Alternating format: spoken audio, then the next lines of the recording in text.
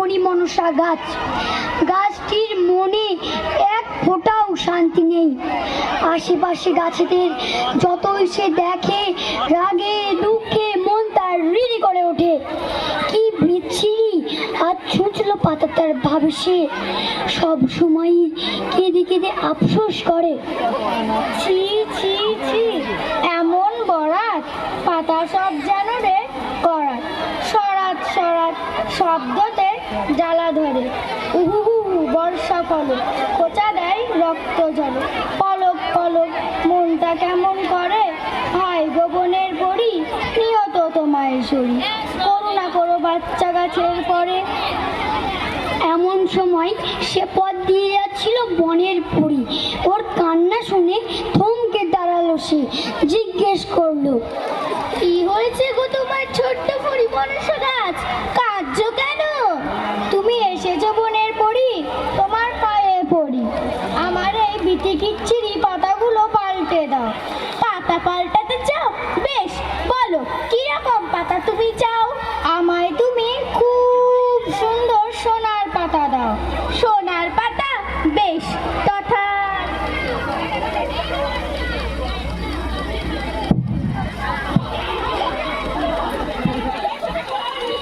বনের পরী অদৃশ্য হবার সঙ্গে সঙ্গে আর একই আশ্চর্য, সেই মুহূর্তে বাচ্চা ফণি মনসা গাছের ছুঁচলো পাতা সব মিলিয়ে গিয়ে তার গায়ে গজিয়ে উঠল অজস্র সোনার পাতা।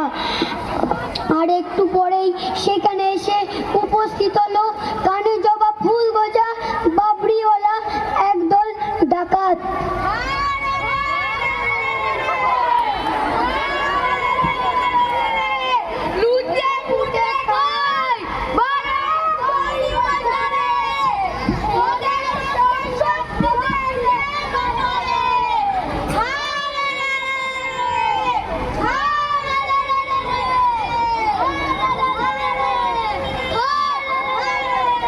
সাহসা সেই জুয়ান দলের নজর পড়ল ছোট্ট সোনার ভরা পাতা ফণি মনসার দিকে।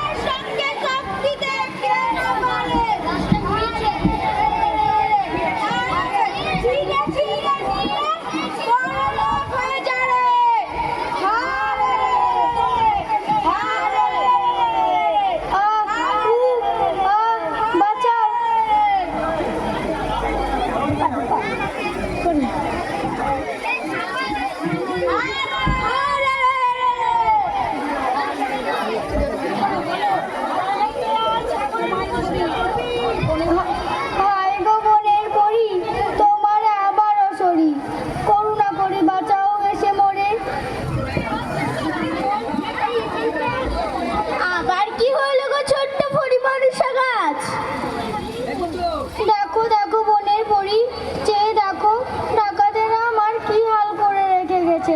সোনার পাতা আর চাই না। তাহলে তুমি কি চাও?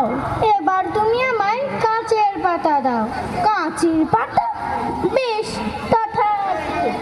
বন পরী অদৃশ্য হবার সঙ্গে সঙ্গে ছোট কাঁচের সমস্ত পাতা ঝলমলিয়ে উঠল ছোট্ট ফণি মনসার গায়ে সারা অঙ্গ।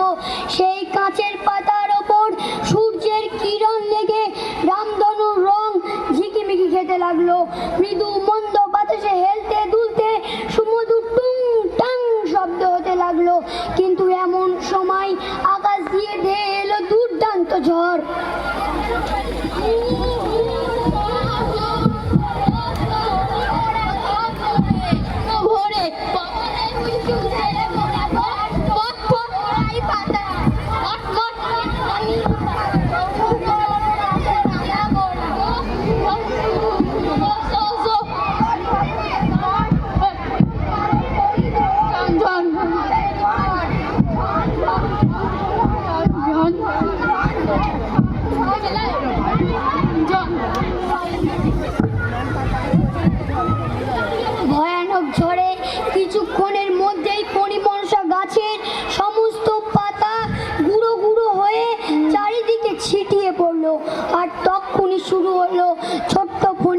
গাছের অঝরে কান্না।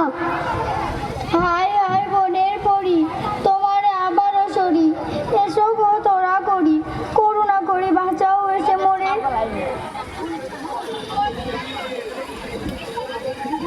আবার কি হলো গো আমার ছোট্ট মেয়ে?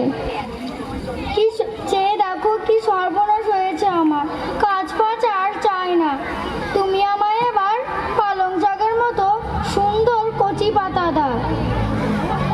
বন পরি অদৃশ্য হতেই মণি মনসার গায়ে ভরা দেখা দিল পালঙের মতো কচি নরম সবুজ পাতা। আহ, দেখলে যেন চোখ জুড়িয়ে যায়। ছোট্ট গাছটি এবার মহা আনন্দে মাটিতে পা পড়ে না। এমন সময় কি সর্বনাশ, এদিকে একটা ছাগল আসছে যে।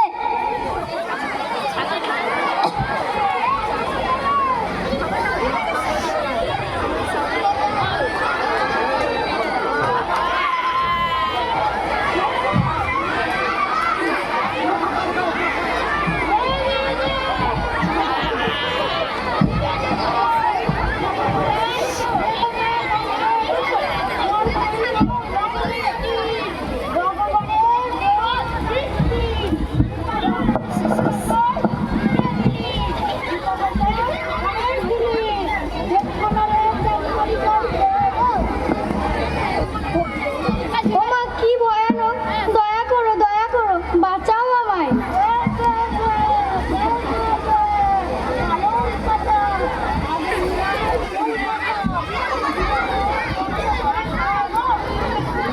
তারপর কিছুক্ষণের মধ্যেই ছাগলটা কচি কচি পালং পাতাগুলিকে কচকচ করে খেয়ে ফেললো। অবশেষে ছাগল চলে গেল।